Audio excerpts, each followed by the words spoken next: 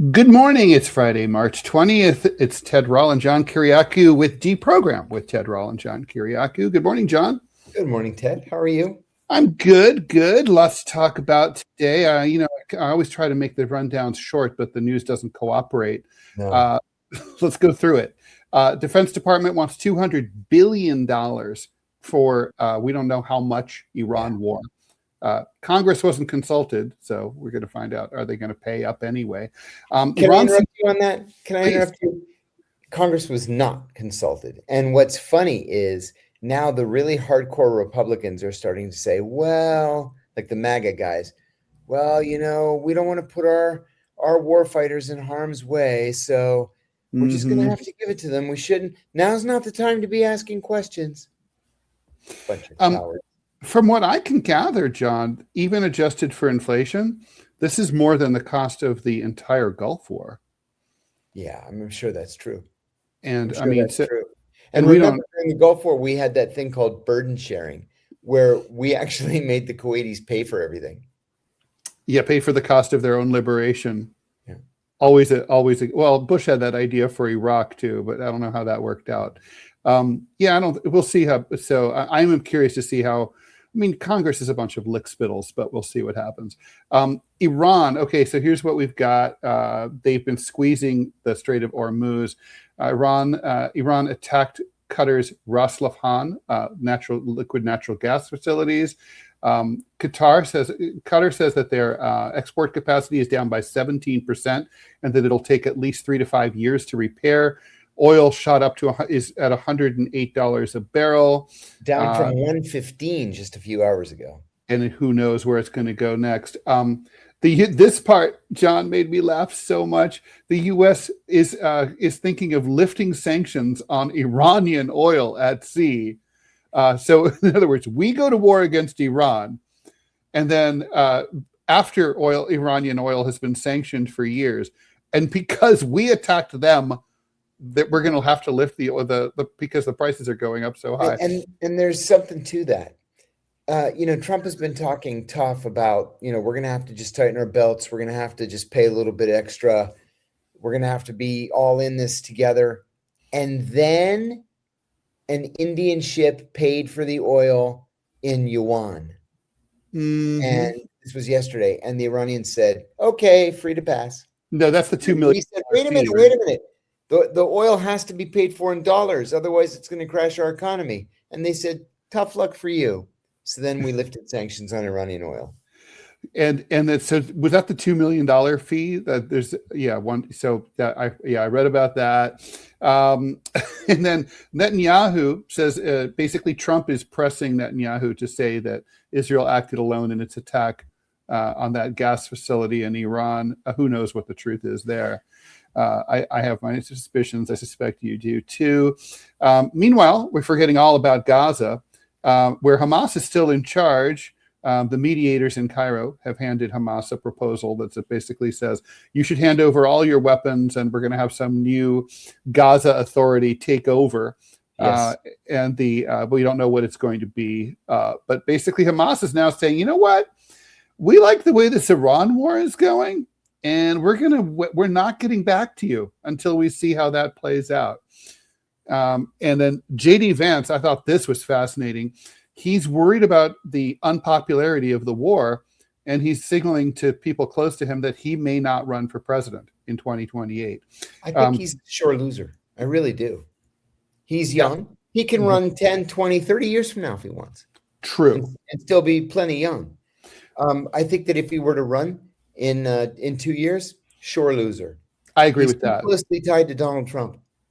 I agree with that. 65% of Americans tell the latest Reuters poll that they think Trump will order a large-scale ground invasion of Iran, just like Iraq. 7% say they would be okay with it. Broader approval rating for Trump is hovering around 40%. That's a couple of points higher than it's been. I attribute that to the rally around the flag effect. And John, Denmark was preparing they were really, really scared that Trump was going to invade Greenland. They actually had plans to send troops to Greenland to line up all the airstrips with bombs and blow up all the airstrips. They had blood supplies ready to go. They really thought that there was a possibility, and then they weren't going to play either. They weren't going to take it lying down. God bless them. I mean, what can you say? I every time I encounter a Dane, I want to apologize on behalf of the American government. Fair, totally fair. But you're right. They did all the things that you just said they did because they genuinely believed Donald Trump was going to invade Greenland. Insane that it got to that point. And you know, who knows, that crisis could, you know, the Greenland topic keeps popping up again like a meerkat. The analogy I don't get to use too often. So John, we have a bunch of leftover super chats from yesterday that I promise we're going to get to first thing, or maybe second thing, but let's kill a story or two first before we do that. What do you want to talk about first? Yeah, let's talk about the Gulf. I think we should probably talk about the Gulf, since that's sort of where all eyes are pointing. Listen, it's worse than it was yesterday. Yeah. This is not going to end quickly. It's not going to end easily or nicely. It's going to be hideous. The United States announced yesterday afternoon that it had killed the IRGC spokesman. Now, we killed the head of the IRGC. We killed the minister who's in charge of the IRGC. Now we killed the spokesman. Benjamin Netanyahu is not dead. A couple of podcasters who until yesterday were highly respected said the reason we haven't seen Netanyahu is he's dead. The reason why we haven't seen his son is because he was sitting Shiva for 7 days. He went quiet on Twitter for exactly 7 days and then retweeted something yesterday because Netanyahu's dead. And then Netanyahu gave a press conference. Oops. In Jerusalem. Yeah, so he's not dead. Yeah. There are plenty of bunkers in Israel. They're all over Israel. Everybody has a bunker. I saw a bunker yesterday. I was walking back from the speaking event with this young guy, and he says, "Hey, you want to see Hitler's bunker? You can't really go into it right now." And I said, "Yeah, sure." He's like, "It's right there across the street. It's a laser tag place now." I know it used to be under a car park, right? It is. It still is. The car park is on. Honestly, I think they should dig it up and turn it into a tourist attraction. I would totally go. 100%. I think it would be 100%. Awesome. I mean, totally. I would totally be there. I'd pay whatever the price was. Yeah, totally. And I understand why they didn't do it for a long time, but I mean, I think enough time has passed. So John, you know, where are we when it comes to, you know, I mean, I think we may see $150 a barrel oil, and you know, the conventional wisdom here is that basically the price of gas in the United States tax exactly 1-for-1 to the price per barrel of oil. Yes. If that's true, if you're currently looking at gas prices that are like $3.85 or $4 a gallon, like most parts of the United States, you could be seeing $7 or $8 a gallon. You know, because we're now at twice pre-war per barrel prices. I mean, will Americans freak out in California when when gas prices go to 4 digits, go to $11 a gallon? Yeah, I mean, just at a normal gas station. I was just in LA 2 weeks ago. In a normal gas station, you're like, oh, it's only $5.50 a gallon. I got to grab that. Right. You know, you go to the airport and it's like $7 a gallon. Right. And you're exactly right. That's under a normal circumstance. Now, this reminds me.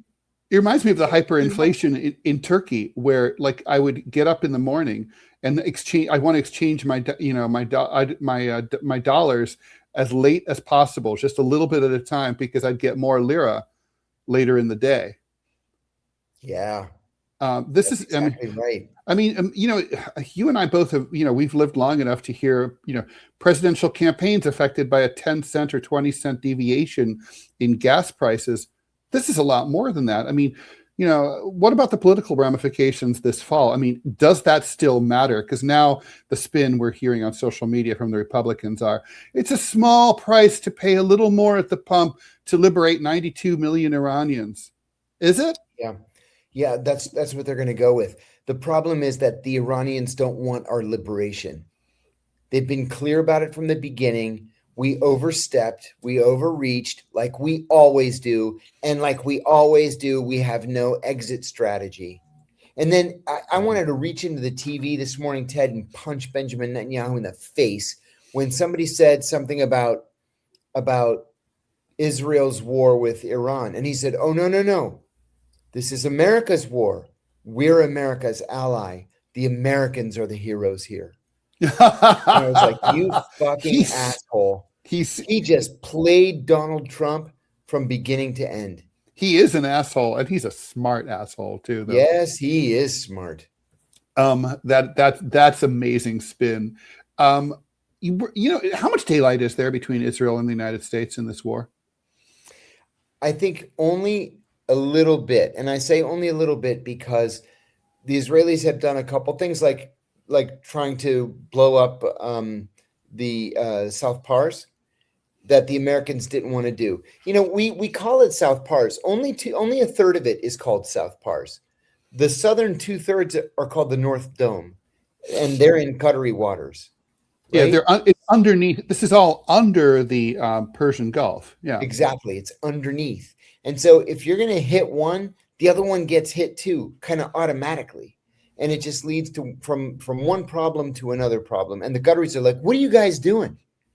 But the Israelis hate Qatar because the Qataris are pro-Hamas, and so they're happy to bomb the gas field and then say, "Oh, sorry, you know what? We didn't realize that the Americans didn't want us to bomb that. Sorry." And then Trump is like, "They bombed it, but I told them to stop, and they stopped." Now, they knew exactly what they were doing. No, they definitely did. Saudi Arabia says they're getting impatient. They're threatening Iran. They're saying all trust is lost between them. They just, they had nascent diplomatic relations that only go back 3 years, barely. Barely. And so decades of no relations. So now basically they're kind of like, yeah, you have relations, but that's about it. What would a Saudi slapback at Iran for hitting Saudi facilities and Saudi targets look like? This is going to sound silly, but it's actually quite important. First of all, the Saudis could break relations again, or even just recall ambassadors. I wouldn't be surprised if they broke relations. But if you really want to hurt the Iranians, you forbid Iranians from making the Hajj, the pilgrimage to Mecca.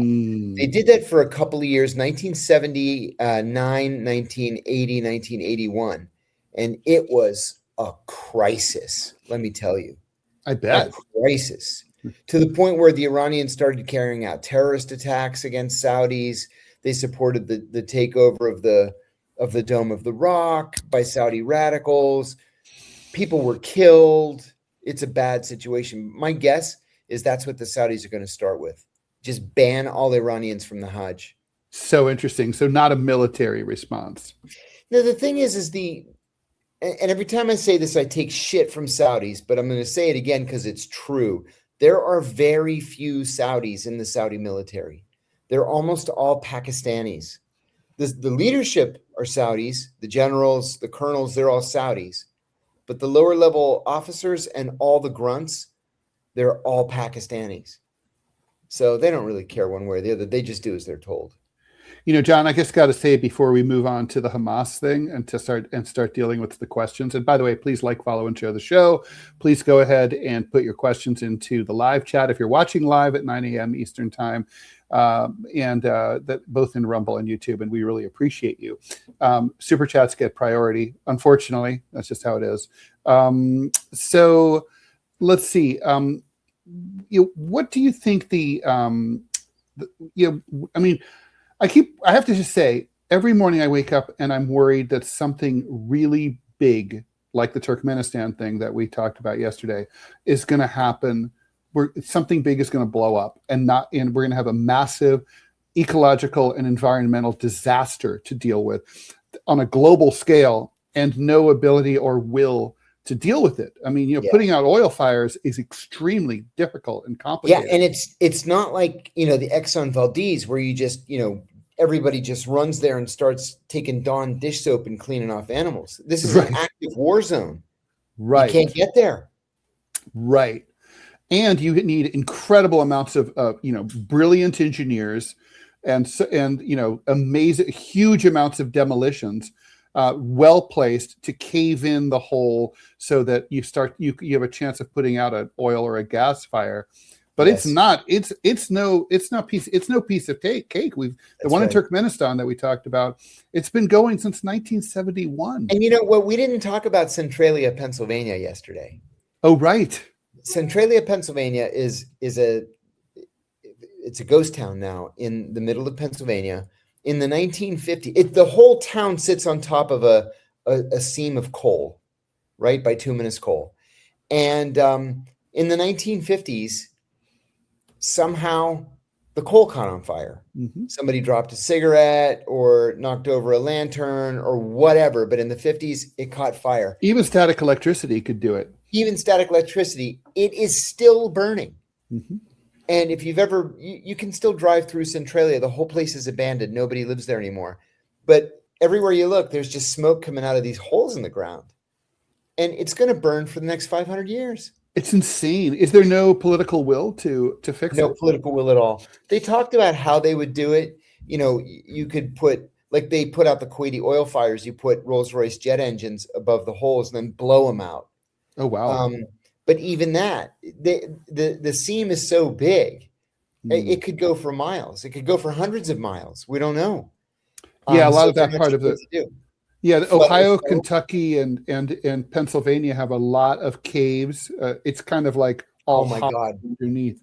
Oh, we used to do that on weekends. Just go caving, spelunking. Walk through caves. Yeah, good time. Yeah, for sure. Definitely awesome for kids. Hamas? Let's talk about that. I mean, Hamas. They're sitting pretty. 2.5. It's been 2.5 years since October 7th, 2023. The Israelis flattened Gaza, but they didn't flatten Hamas. They're still the only game in town, and seems like they've been really. They feel like their take is Israel is bogged down in Lebanon and in Iran. They don't have time to deal with us. They're not going to be able to deal with us. We're still here like cockroaches. You can't kill us. But they're being told, nevertheless, as part of the ceasefire deal, hand over all of your weapons. And they're like, yeah, we're not going to do that. Not anytime soon. I mean, what's going to happen is there's a deadline, right, approaching for these negotiations. Yeah. I mean, can Israel, I suppose they could go back to genociding. I mean, it's not exactly a target-rich environment anymore in Gaza. No, there's nothing left to blow up. They've blown it all up. So, what do you think is going to happen there? I think that, as crazy as it might sound, Hamas is actually in the catbird seat right now. Hilarious. The Israelis can't force them to take this deal because they're preoccupied in both Iran and Lebanon. Hezbollah's putting up a tougher fight than the Israelis had expected. Mm-hmm. Not to say that Hezbollah's winning. They're not. They're getting creamed, but they're fighting back. There are almost 1 million Lebanese on the run right now, internally displaced, with nowhere to go because they're surrounded by Syria on two sides, Israel on one, and the Mediterranean Sea on the fourth. So there's nowhere to go. So, for me, the big takeaway of all of this, the big meta headline is air wars are overrated. You can say that again. All right. So Can I interrupt you for 1 second real quick? Please. We all sent around footage yesterday of an F-35 being hit by Iranian ground fire. Mm-hmm.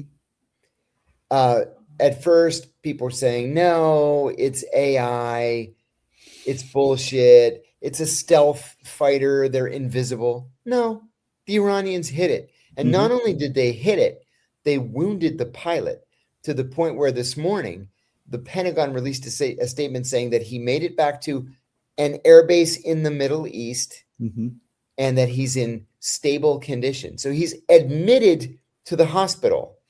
He's been wounded, but nobody is saying why, how the Iranians, whom, to use the president's word, we have obliterated, he said it twice yesterday, how they were able to hit an invisible plane.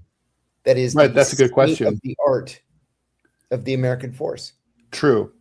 Another question is why didn't the pilot eject? Yeah. Well, probably because he didn't want the Iranians to get the plane. They would turn it over immediately to the Russians and the Chinese, and then we're screwed. Yeah, well, my father, was in the Air Force, and he project manager for a lot of these fighter projects, and he said one of the problems is that the fighter pilots really don't want to eject. Like they want to. They're so trained to try to fix every problem to the last second that sometimes they wait past the last second, and they're so like in love with their machine. They just don't want to let it go. It's like captain of the ship. Let's do some questions from yesterday. Hako, thanks for the $7.99 Australian dollars. Trump points the finger at Israel for the attack on South Pars, a sign of the relationship fracturing.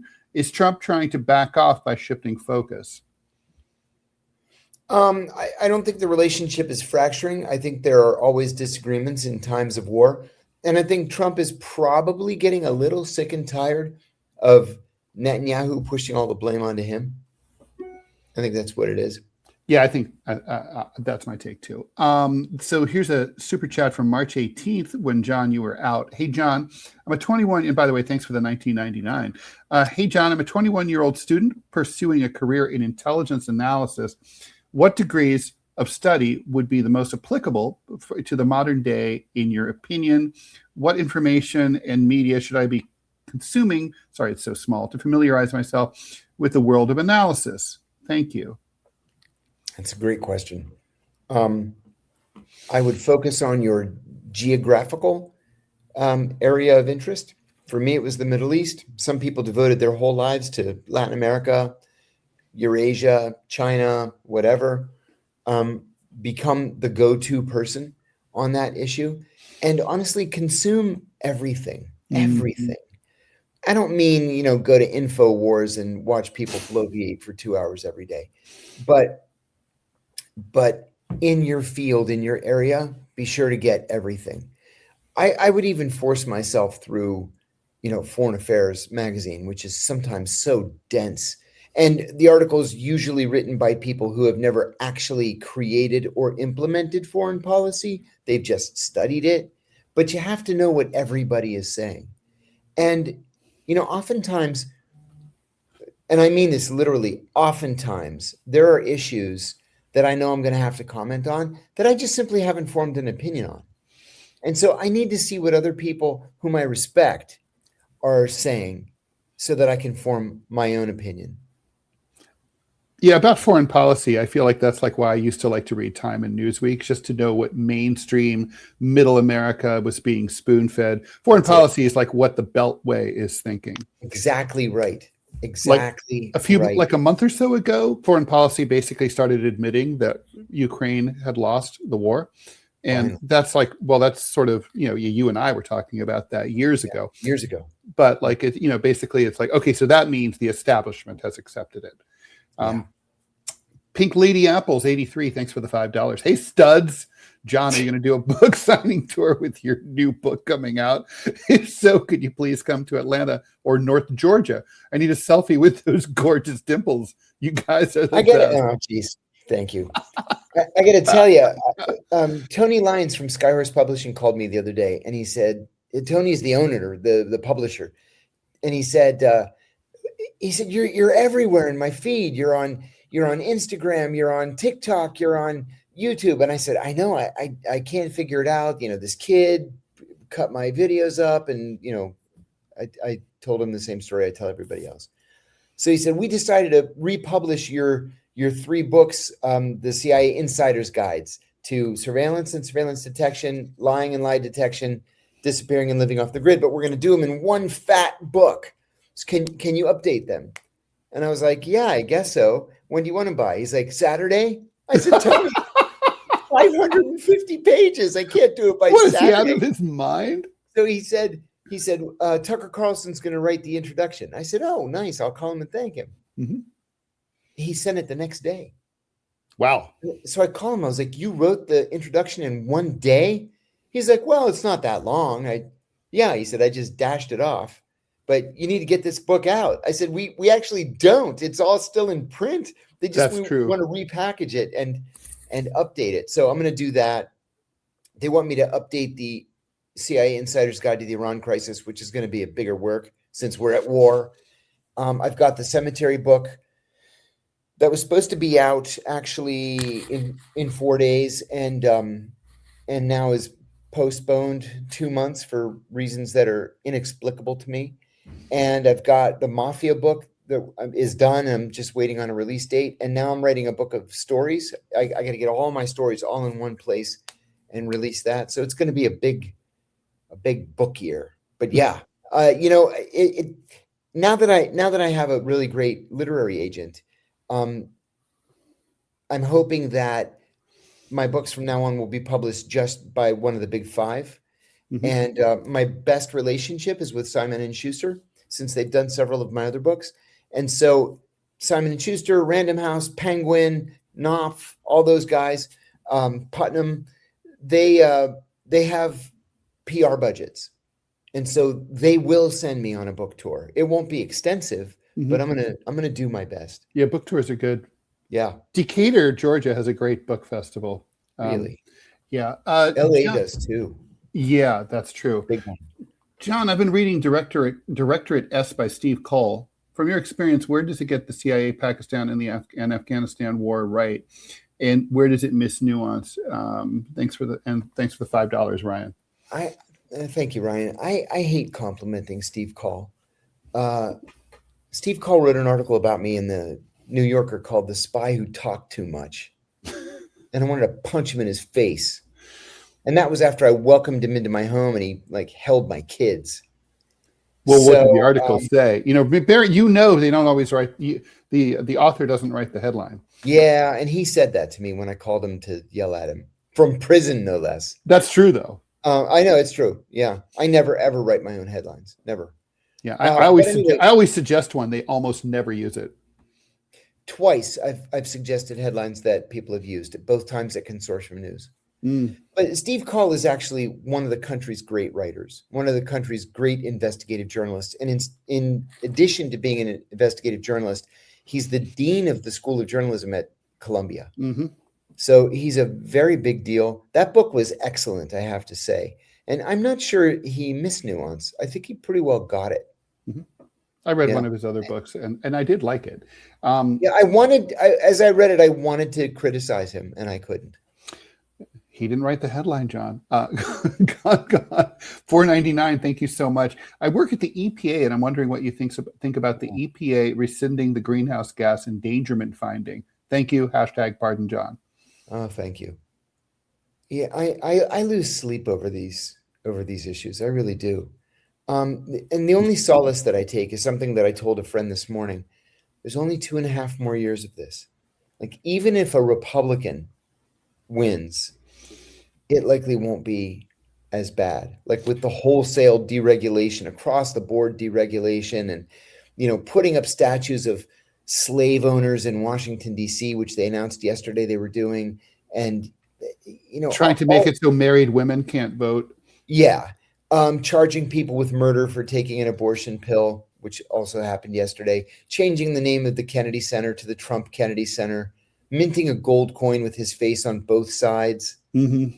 Yeah, Turkmenbashi. Yeah, it's Turkmenbashi all over again.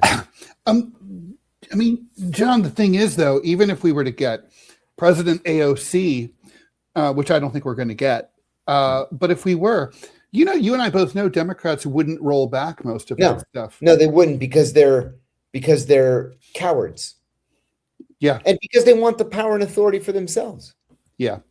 That's the thing is Joe Biden did not roll back much of the Trump first term stuff at all. No, in fact, Joe Biden never reestablished relations with Cuba, which had been the crown jewel of the Trump-Biden foreign policy.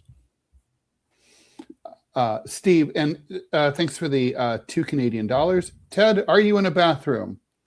No, I respect my viewers too much to be in a bathroom while doing a show. F you so. It looks like you are. I understand the question. Thanks for the $1. Shout out to Qatar for the worst return on a $400 million bribe, the airplane to Trump. I forgot about that in modern history. That's true. Boy. F you so. Your $1 is well placed. Royce Bet, 1999. Hey, John and Ted. I'm a U.S. Filipino citizen. My question is, how is the war in Iran going to affect the U.S.-Philippines alliance? The Filipino people are suffering from the effects of this war. I'm wondering how the Filipino. Do you know why Filipinos would be suffering? U.S.-Philippine relations are very close right now. I think the Philippines imports all of its oil, and people are poor there. Yeah, and this is just going to just push people into misery, and it's our fault. They have a lot of light manufacturing, like cheap clothing and stuff like that. That's right. Also going to be affected by this. That's right. I don't know. I can't imagine that the conversation yesterday between Trump and the new Japanese prime minister was terribly warm. Not just because he mentioned Pearl Harbor, but because Japan imports literally 100% of its oil. Mm-hmm. They have zero oil or natural gas, which is how Pearl Harbor happened in the first place, because we had a U.S. naval blockade of oil imports to Japan. That's right. And the Japanese were desperate, and they were basically trying to bloody our nose and tell us to fuck off and leave them alone. Yeah, it's true. Bryson, thanks for the $9.99. Third super chat this week. Thank you love the show. Thank you for your support. How would you both rank Bush, Obama, Trump, and Biden? That's a good question. And if you had to live under one of those presidents for the rest of your life, God forbid, which would you choose? Oh my God, what a question. It's a great question. Well, Biden was having no president at all, basically, I would say. Yeah, everything was on autopilot. Yeah, I mean, so that's pretty rough. I mean, I guess you could say it's a tribute to the American system that that it survived that. Yeah. I feel like Trump 1 and Trump 2 are two totally different animals, so those almost have to be separated. I hated George W. Bush. I hated Barack Obama. I'm going to have to say I'd go with Barack Obama, because he presented the least bad outward-looking face to the world, even though he was busily droning people in places like Pakistan and, pissing people off all over the place that we didn't know about. But still, Bush, I thought, was reckless. So I guess I'd go with Obama, even though I can't stand him. You know what? In good conscience, I just can't with Obama. Because of what he did to you personally. He prosecuted me, and not just me, but 7 other whistleblowers. Yeah. He's the worst, harshest enemy of whistleblowers in American history. And the worst part is that was peak brunch Democrats too. Everybody went home and put their protest signs in the closet because Obama was president. Yeah. And Robbie's pointing out in our chat that it was Obama who destroyed Libya. I would add it was Obama that destroyed Syria and Somalia too. Well, in part Somalia. And Honduras. And Honduras, that's right. Thank you, Hillary Clinton. Yep. And he appointed not just Hillary Clinton as Secretary of State, but Hillary Clinton and John Kerry. So no, thank you. Bush was a war criminal, so that's a hard no. Yeah. Trump, I mean, what are you going to say? Biden, you're right. The country was running itself. For me personally, the least damaging of all those presidents was Joe Biden. That's true. Least damaging. But boy, what a choice, huh? It's like the economy was pretty good under Trump 1. Mm-hmm. Pretty good. Yeah. But then the way he behaved recklessly with COVID, bizarre. I mean, on the other hand, I give him credit because I don't think President Hillary Clinton would have approved the vaccine, to go so quickly. You don't think so? I do. I think Democrats they would be so obsessed with the testing process, be like, let's take 5 years. And do you remember those idiots? Some married couple in Arizona. Trump mentioned something about I forget what, and it happened to be an ingredient in their pool chemicals, and so they ate the pool chemicals and they both died. Yes, I do remember that. The Darwin Award goes to Vilmer 80. Whatever happened to the Darwin Award? Do they still do that? It used to be one of my favorite things. I used to love that thing. Vilmer Air 8791. Thanks for the $2 Canadian. What are the odds that Trump brings up Hitler to the German Chancellor? Not zero. Yeah, not zero. It should be zero. Sean, thanks for the $4.99. And to think Qatar donated that expensive plane only to get bombed by Israel and Iran within a year. Great minds think alike. Bailey, thanks for the £4.99.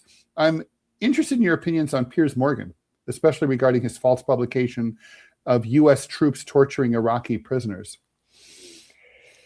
You know, I have to say that I've kind of come around on Piers Morgan. I loathed Piers Morgan. I really did. And then his producers started hounding me to go on the show. And I went, and he treated me really well. And then a couple of times ago that I went on, I was on with Scott Horton, and I have the deepest respect for Scott Horton. Libertarian Scott Horton, not the Atlantic Monthly journalist Scott Horton, although he's okay too. But I was on with Libertarian Scott Horton, Alan friggin' Dershowitz, and General Danny Ayalon from the Mossad. And in the end, what a group! Oh, it was harsh, man. And they were at each other's throats. And I was just kind of sitting there watching the whole thing play out. And then finally, Pierce says to me, John, we haven't really heard from you. He says, do you consider Hamas to be a terrorist organization? And I said I didn't until October 7th when they attacked civilians. Mm-hmm. Fair.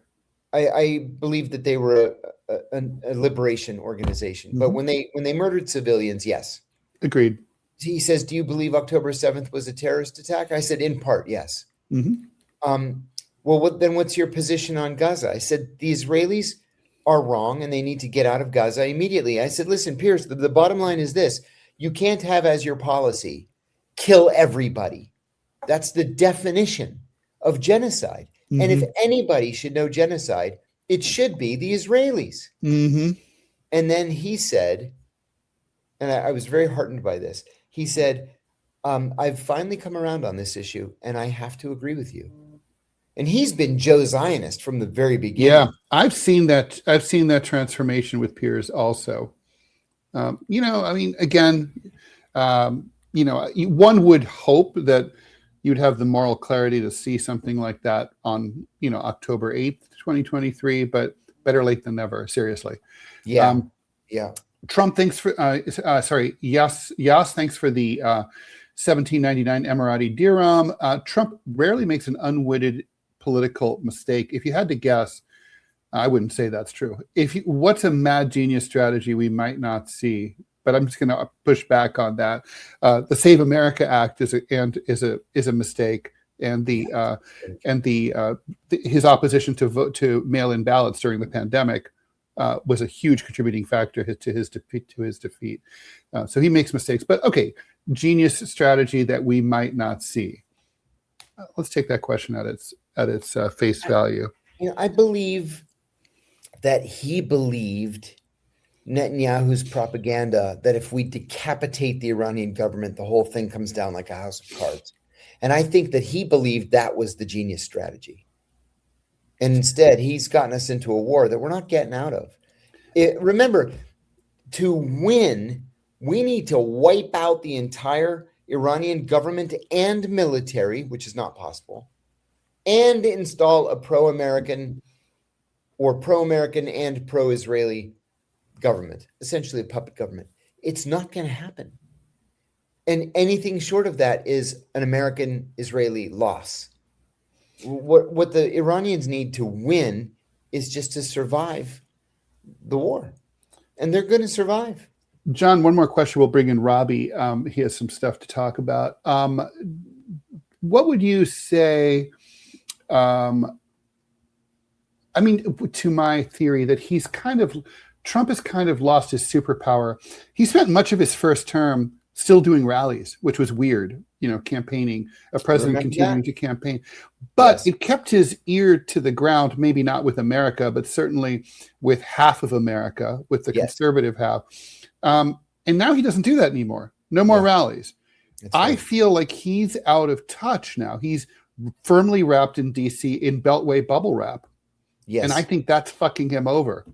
I think that's right. Yes. Okay, one more. Soden, thanks for the 1999. Good morning, John. If you were to have dinner with John Brennan at Philomena in DC, what would you get off your chest? Same for Ted. Lunch with your LA Times boss. What would you ask? And would it end with a handshake? #closure. Great questions. John, you go first. Somebody asked me yesterday. We were talking about somebody that we mutually hate, and I said I can literally count on one hand the number of people in my life whom I hate. Mm-hmm. And I said, I hate John Brennan. Mm-hmm. I wouldn't have that meal. He came up here yesterday on the show. Yeah. Yeah, he did. I wouldn't have that meal with Brennan. I wouldn't shake his hand. Mm-hmm. And frankly, I'll say this, and I won't say any more. I am working very hard right now to see that he spends much of the rest of his life in prison. If you could say something to him, what would you say? Shame on you, monster, ruiner of families and lives. The thing I would say, I have no idea if we would end up with a handshake or not. I wouldn't know until I went into it. I certainly would sit down with Austin Butner, but I would ask him, did you give any thought whatsoever to the damage you were doing to me personally as a human being and to this institution, the biggest newspaper in the state of California? That's like, did you give that any thought at all? I would want to know that. All right, let's bring in Robbie West.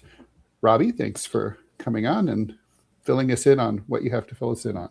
Yeah, no, of course. This will be really quick. Y'all, over on Rumble, John's newest premium episode is up. Talk about how he became an internet superstar. It is a Rumble exclusive. So what y'all need to do, if y'all over on YouTube, come on over to Rumble. I promise you the weather is fine. The water's okay. It's not frigid like it is here in Montana. And y'all can see all of their premium content here on Rumble. You can become a Rumble subscriber for $10 a month. Or if you just want to support DeProgram and then just support John and Ted, you get on a live stream for just $5 a month. And they keep 100% of those proceeds. Rumble does not take a dime if you become a channel member, which is huge.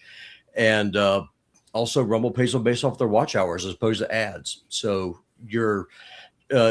they actually earn more money for you watching here on Rumble just the way that the business models work. And lastly, John, for you, more of his content will be going up on his official Rumble channel today, including shorts. His channel is really taking off. It's exploding. So thank you, everyone that's supporting him. And also, John, do not feel bad about hating John Brennan. One of the things that people have a big misconception about is that they think that Christians are commanded not to hate. We're not commanded not to hate.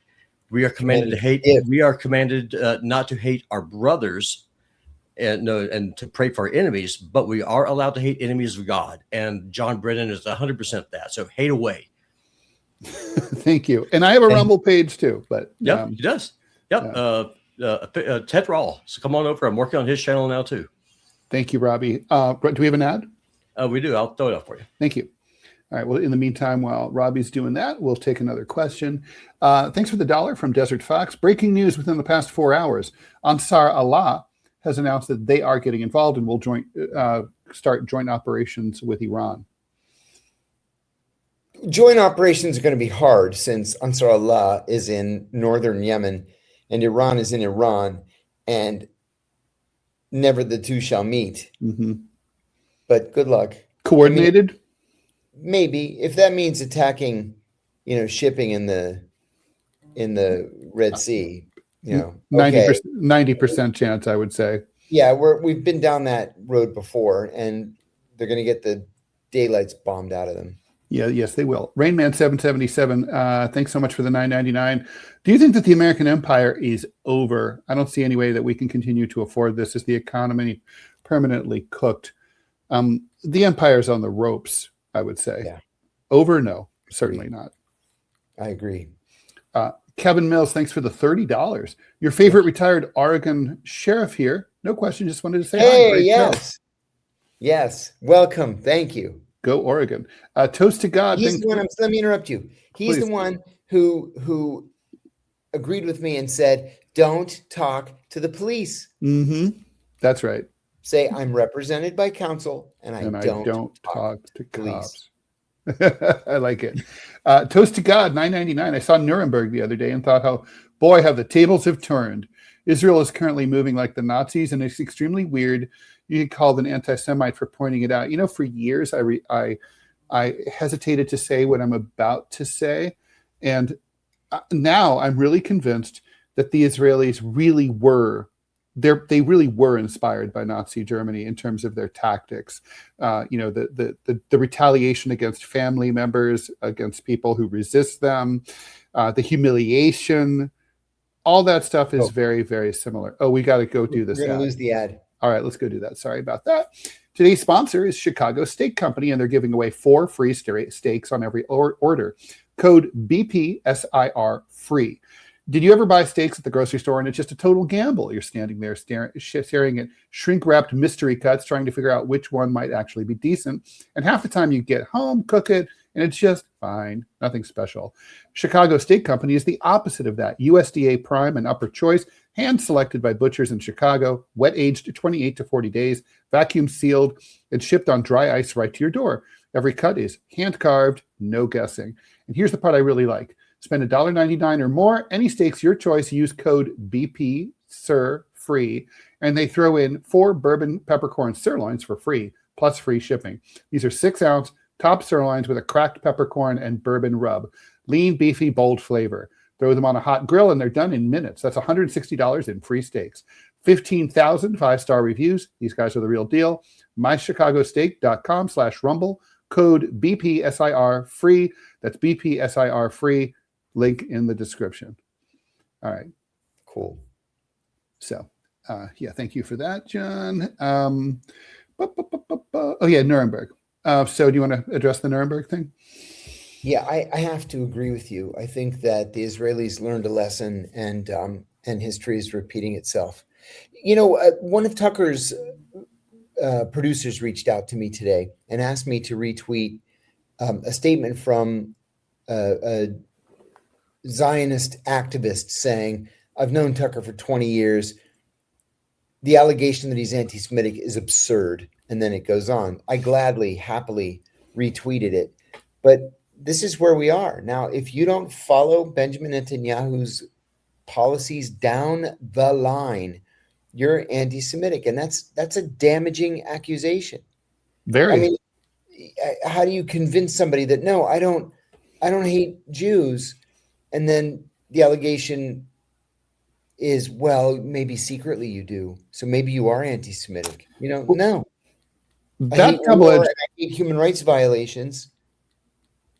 And I hate Benjamin Netanyahu. That double-edged sword, John, is really, I think now, finally, after all these years, it's coming back against, the Zionist lobby because it really is causing real anti-Semitism. It's coming back, and so the two things. It is, and it's a real problem, and they're causing it. James Kelly, thanks for the 5. Do you think Israel's going to get what they want at the end of all this? Well, what they want is to disrupt Iran. They did disrupt Iran, but are they going to be in a more secure position? I don't think so. No, I don't think so. Like I said, this policy of just kill everybody, it's unsustainable. And you just turn more and more and more people against you. Now, a clear majority of Democrats are siding with Palestinians. A clear majority of independents are siding with Palestinians. The Israelis are doing this to themselves. The young people are never coming back, too. That's the thing. It's just with the passing of time, as the people who support Israel, they're dying of old age. The people who are coming up, they don't support Israel. I mean, time is not on Israel, on the Israeli lobby's side. That's right. Just some dude, $9.99. Thank you so much. What do you think is the definitive breaking point for China's strategic patience? At what stage does their limited strategic partnership transition into overt combat? It's a good question. I think we're not near there. No, we're not. But we could get there one of these days. Yeah, well, absolutely. David Young, thanks for the $10. With the midterm elections coming up, it should be a no-brainer for Democrats to vote against the $200 billion supplemental. Shouldn't it? Except for Fetterman, who has no brains. Yeah. True. It should be a no-brainer. It really should be. It should be. I mean, it should actually be a no-brainer for Republicans, too, like Rand Paul. Yes. Pac-Man, $10, thanks so much. Do you think there's a possibility or situation where Saudi Prince MBS is assassinated, given the geopolitical ramifications thereafter? John, I'm coming up empty, trying to think of any time that there were assassinations within the Saudi regime. Once. Who was it? King Faisal was assassinated by a deranged nephew. And the nephew was immedately caught and immediately executed. So but he had a long history of mental illness. So you're not going to get a situation like in where was it was it Nepal or Bhutan? Nepal. Mm-hmm. When a nephew or the crown prince or whoever it was just wiped out. Literally, he wiped out the entire royal family. Crazy. And I guess some of the guards must have been in on it or just ran away or whatever. I don't know. Do you see that? I mean, I mean the MBS's security must be top notch. Yeah, he rarely appears in public, like actually out in public. He's very, very difficult to get to. And of any Saudi leader in the history of the country, he's got the best security. So he's probably okay. Rinxian, thanks for the $7.99 Australian dollars. Is all diesel and petrol being price gouged locally to you guys? Yes. Here in Australia, they might investigate price gouging in fuel companies. Yeah, it's total bullshit, John, right? I mean, like the gas that's currently at the pump was pumped and refined years ago. Yeah. Right? So That's right. Hazel 50, thanks for the $5, much appreciated. DJ Dog 2000, thanks for the $5. Howdy, John and Ted. Wondering if you both think Congress will reclaim any authority. God, I wonder that too. Do you see the executive getting only more powerful in the coming years? What does that mean for the future? I keep thinking at some point, but there's no sign of it that the legislative guts. No, and the Democrats are the same way. Just as soon as a Democrat wins the White House, the Democrats are going to gladly concede whatever authority they have on Capitol Hill. 100%. I mean, I wouldn't be surprised if the SAVE Act were to pass. Yeah, exactly. FESO dollar, thanks. The vaccine was a money grab scam. Katie Catastrophe, $1.99. John, did you say Remains of the Day is postponed? Yeah, I talked to the publisher about it last weekend, and he said that this is not on them; it's on Amazon. That Amazon was just slow in the uptake to order from the warehouse. So instead of March 24th, it's like June 25th, I think. Yeah, makes me very angry. Claudio, thanks for the 5,000 Argentine whatevers. I keep saying that. I'm gonna have to look that up. Ted scooters, gasoline shortages, and rationing are a daily problem in Southeast Asia and the Philippines right now. Gas is beginning. Diesel expected for the next month directly hits tourist services. So people who live off it, the poor are always the first to suffer. John, with the day that you were out, and Robbie and I were talking about, we were talking about how there's countries like Myanmar and Vietnam and Singapore that only have 30 days of gas left before they run completely dry. Taiwan, I think, has 100 days. That's going to roll around. That's going to come around sooner rather than later. The squeeze is really, it's hard to overestimate how harsh this is. Oh yeah. Yeah. This is bad. It's like, most Americans are like one medical disaster away from bankruptcy. It's the same thing with whole countries in this case. Mm-hmm. These countries, as you said, like Singapore, Myanmar's a little bit more resourceful, I think, but Singapore, Japan, the economies will just screech to a halt. I mean, there's only so much oil available on the open market. And if it's not coming through the Strait of Hormuz, which accounts for at least 30% of the world's oil supply, then they're SOL. And then what do? I imagine the mullahs down in their bunker playing a 45 of the Rolling Stones. Time is on my side. Just over on loop. They just have to hang tight because time is on their side. I mean, we know how to blow shit up, but that doesn't mean we know how to win. That's right. Soma, thanks for the 17.99 dirhams. Great thumbnail. Why do you think Iran has been targeting Gulf countries so much more than Israel, aside from the fact that we're much closer? Well, I think probably they don't have Iron Dome, right? Also? No, they don't have Iron Dome. So, if you only have a certain number of missiles, you want to make them count. And aren't the Gulf states, I mean, Iran must view the Gulf states as traitors to the to the Gulf Muslim states cause. and Iran have always hated each other. And there was this uneasy, coexistence. But if the Gulf states are going to sponsor and house American, troops and airmen and ships and all that stuff, then the Iranians are all in. And the Abraham Accords must have driven them absolutely crazy. That's what added insult to injury. Yes. So let's talk about JD Vance. I know we mentioned it at the top of the show, but do you think that it's really true that like this war would be so unpopular that he wouldn't be able to rinse off the stink of it in 2028? I don't think he has time to. And he's going to have to either break with Donald Trump now or break with Donald Trump in 2 years. And I don't think he can survive that within the Republican Party. I think it would be far more advantageous for him if he were to finish out the term, go back to Wall Street, make millions and millions of dollars, and just wait a little bit like Richard Nixon did. I mean, I always had this fantasy that Colin Powell walks up to the UN lectern and says, they gave me this speech, but it's all lies. The music starts to come up. Yeah. Both parties nominate him in 2004 for president, right? He runs unopposed. I think something like that might have happened, right? But I think if JD Vance were to resign as vice president and say, in good principle, in good faith, I can't support this war, it's wrong. But JD Vance, that doesn't mean he gets to become president, right? Because he's just not beloved.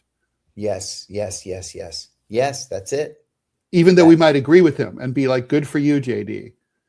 Yes. What does it say? And we have 30 seconds, 45 seconds left. What does it say that the Danes were so fucking worried that they shipped explosives to airstrips in Greenland to protect their territory from a U.S. invasion?